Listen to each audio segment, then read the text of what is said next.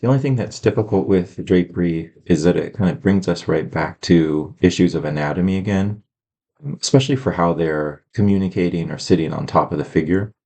So I'm going to spend some time first just to lay it in. So here's my kind of head and neck. Sometimes with drapery too, I like to start with this kind of more simplified approach because we're going to be adding all of those shapes and folds.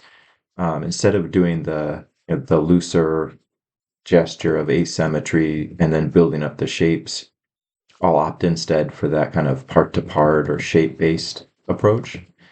In that way, especially with drapery, sometimes like using that shape based approach where the rib cage is more of a rectangle, because drapery allows us body type and silhouette or more of an access to silhouette. Sometimes I'll use this to create different shapes that are more character or silhouette specific. Like that might be more of an hourglass. And I can kind of see you getting there too. It just might be a little faster at times for me. And I could still pinch and stretch these. So like that could still be, a C curve showing the pinch. And even though this is front, we could still get some kind of a stretch on this side. It'd show the tilt of the weight in the body with this approach by giving the top and bottom of that rib cage form leans. And then my perspective for this would just be wrapping lines, or bare minimum, just enough to know what surfaces I might try to create form intersections for that drapery to travel around. So something like that might work. And then, then I'll attach on the leg and hip.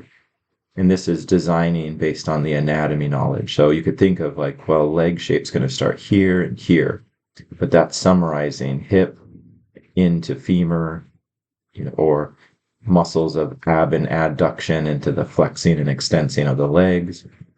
Sometimes in this approach too, I'll look for like a long center line, head, center line, or symmetry line of rib cage, and then let that create a long unifying rhythm into the weight-bearing leg. And then that would give me like where the foot's going to be, where I think that proportion should be. And then I could design the leg on this side as, a B. I like to use a B if it's front or back, and then an S if it's 3/4 side, basically anything that isn't front or back. Now, why would that be useful? Because same reason as this. If I can think of the leg as a B, then I can more quickly turn that into a bodybuilder, male, in this case, a female, a little bit longer, more elegant.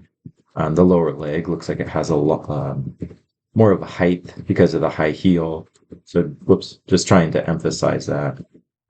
And you could try to pick up on some like anatomical rhythms that like that could be the sartorius into the lower leg to start to create splits. So maybe that's this plane change of the leg into the adductors. And then on this side, maybe this leg just kind of builds off that longer rhythm. So you've been working with this nice construction approach for so long. Sometimes when you're doing a new subject like drapery, it's just good to try something different. See if you could build like a different skill set, or sometimes learning one thing helps to make clear things that you might need to learn or improve. And then when you go back to the other approach, then that even feels better because you're bringing like a new understanding or even just a break from it. For the arms, I try to do the same, like where's the height of that in terms of where it attaches to the torso. And then, so that's going behind. Like, I really like a line like this for a longer connective rhythm, that long one. It's harder to do for the arms. So this is all like simplifying Riley. So maybe you build a cross, or maybe you come off the neck for a rhythm to get that arm to attach. But it's still just C and S curves. They're more pointed at shape is the only difference than they would be at this approach here. And then this one, maybe that comes in front of the rib cage a little bit. Let's see, I'd say this is an S curve. So C, C, and then just paralleling there. And what's its perspective? All perspective would be wrapping lines. Then this comes forward. So that would be, something that I'd like to do for a drapery lay-in, or it's just that shape-based. And then if you need, or if it's helpful, you could do a quick reminder of landmarks. Landmarks are important for me in drapery because it's a series of points where we can begin to read and determine what qualities of fold we might see. Because these, think of landmarks as tension points. So it's where the drapery creates tension against the body. And then from there, with a little study, you can get kind of formulaic as to what you'll see where.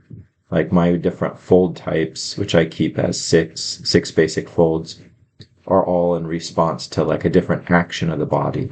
So there's a pinch fold, which would be at pinches, or a spiral fold for areas that would turn and rotate. Or if you wanted to learn from Michael, check out his Introduction to Figure Construction and Head Construction courses on Proko.com. Both courses have hours of demonstrations, lectures, and student critiques. If you're interested, click on the links in the description. Thanks. A diaper fold for 2 points that can move closer or further. It's about creating form intersections, so joining pieces or planes or shapes on top of that. And I do try to first think of them as shapes, but then tie them back to what's under with tees and then wraps. So you could start from wherever, like if we start here, that's the fabric responding to gravity, right? And then the hard pull or surface of the clavicle and shoulder line. That would be more of a tension point in the way I think of it. And then this wraps across the torso, kind of down to her elbow. So that would be, I think you have a nice design for that. Could be an S curve. So I'm going to try to tuck it behind. That's a little hook there.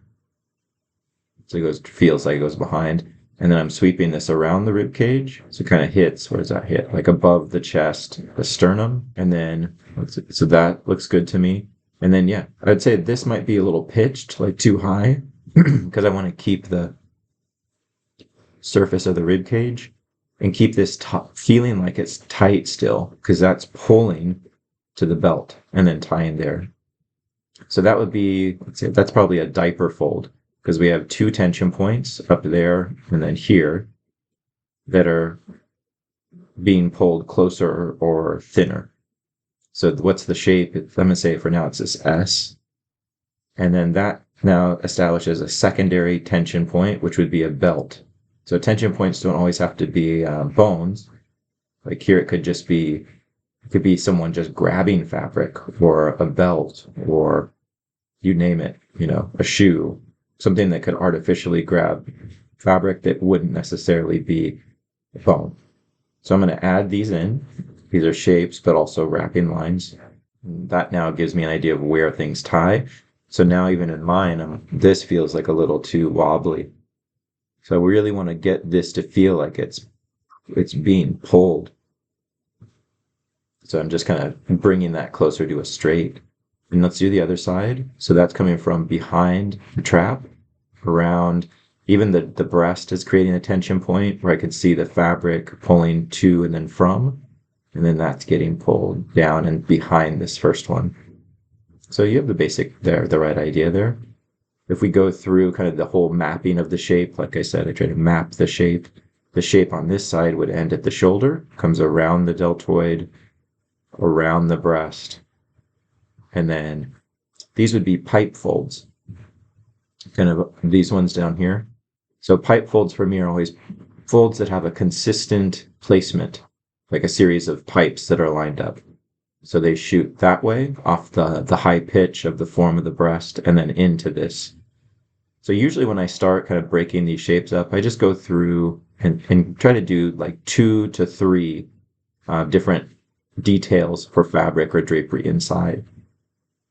There'd be pipe folds here maybe, and that would be from the shoulder, that tight line of the clavicle or shoulder to the pitch of that rounder form of the chest. But the reason I stick to 2 to 3 to start is that I don't want to overdo it and in the process start to kill or flatten the form or shape beneath. So that would be how you could develop this one. Shoulder looks a little high on yours, kind of more masculine. So kind of maybe an emphasis on that early shape design or looking for silhouette could help you. I think that'd be a good thing for you to work on. Like you're getting really good at the analytical, so we should balance that with the observed too, right? Like we want to find some kind of sweet spot in between there. And I'm not a great example of this because most of my drawings lean so heavily towards the analytical. But I think for you, it would be a good way to start to balance, not because there's anything especially wrong with it. Then let's do the other side. So this comes over. It's good on yours, the deltoid down. And now we're running into a pinch here. And that we know why, because the ribcage and pelvis kind of settle against one another there. This to me would be a pinch, or you could think of it, so let's say a pinch first, then also a compression fold, compression or a Z fold. And that happens a lot when fabric becomes loose and then is kind of in response only to gravity. So I'd say there's a pinch. A pinch would mean that there's just two forms that are on one side pinching, which you know well, and then stretching on the other side. But there's also some excess here. So excess is always designed that way for me because it has that asymmetrical quality. And then, my editing brain comes in and I want to do no more than 2 or 3. So 2 to 3 for the pinch, 2 to 3 for the Z. So here's my 2 and then Z that shows the fabric kind of cradling over that point of resistance on the hip raising. So that becomes, this type of design. So I'm thinking about shape and design. Now, do I want to add anything on inside of that shape? We can, maybe not as much as the other side. I don't know. So that would be a pipe fold. Maybe just a way to explain how the drapery kind of runs into this area. And then this would also be like little Z's to show the fabric kind of compressing over that belt. Down. Let's finish with the shirt and then we'll do the fabric off that. This is a diaper fold. It goes from under the belt across the perspective of the hip. So I'm going to go this way. And then I'm going to say hooks. I'm going to wrap it behind because I imagine it'd be going to the other side. And then down. So 2 points for a diaper fold. And then I would go do 2 more like this because I see a pinch that way. And then maybe 1 more. So inside that big shape, I've done 2 lines. And I try to create little pathways or rhythms. So it goes 1, 2, 3. Like you're moving the eye through repetition in there. And the only thing I think on yours that might help is I feel like that wrap goes against the pelvis. So you understand the pelvis is going this way. So I want to support that with the direction and movement of the drapery too. On this side, now let's come back. So we have this maybe be like a flag fold, or flag fold meaning like there's movement that's independent of the body. Like maybe there's a hip shift in this walk and it kicked that fabric out is what it looks like to me. So the gesture of all of the drapery so far is just moving down, and that's in response to gravity. But maybe a movement like this tells us more about the the push of the drapery off that. Anything that isn't vertical, let's say, or a responsive line and gesture to gravity would be something that showcases environment, wind, or the figure's movement, a run, Superman flying, would show his cape going in a different direction. An abrupt halt to movement, might show the fabric going a different way. And then this kind of softens as it gets further. These are pipes because they're coming from under that tension point. So these ones, so tricky here is I'm trying to give them a little bit of a wrap to come out and over the femur. So these ones might get a little straight. I don't think your folds are wrong, in other words, the choices you're making, but it's more this, right? So or this, right? If I have the line or the shape of the perspective of the femur, that my drapery, just like muscles, still has to come out and then show some involvement with that underlying surface. And that could just be continuing to work with the technical aspects of form intersections or wrapping lines. So the pattern, so first, again, we go to our shapes. What's the shape of that? Because it connects me to silhouette and character. Okay, let's say that looks like this. But then inside, how do I divide it so it doesn't become monotonous? repetition, like spokes, right? So I do that a lot in drapery. I did it here, I did it here, and then that becomes excessive. So that this is a Z. So look how the fabric bundles here or bunches. So I kind of do like a Z that becomes an accordion. It gets like, it starts broad and then it progressively gets tinier and tinier. And I'm not trying to copy.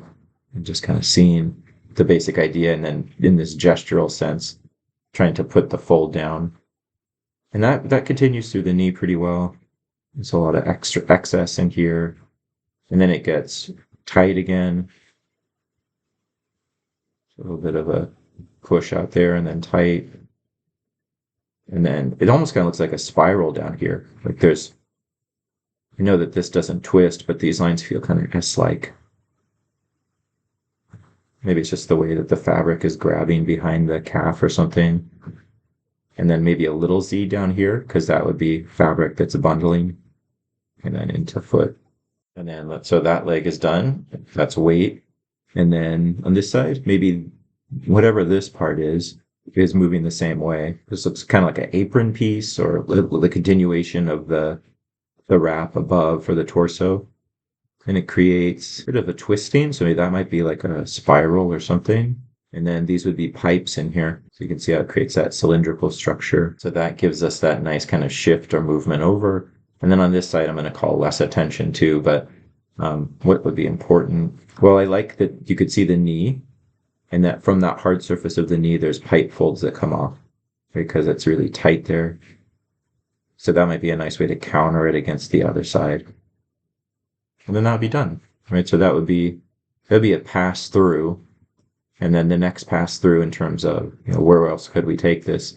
I would now start to render it. So especially in drapery, I'd be looking for, like, there's usually no more than 2 to 3 different textures in a costume. So like there's the top, there's maybe the leather of the belt, and then the, whatever, like the suede of the pants off.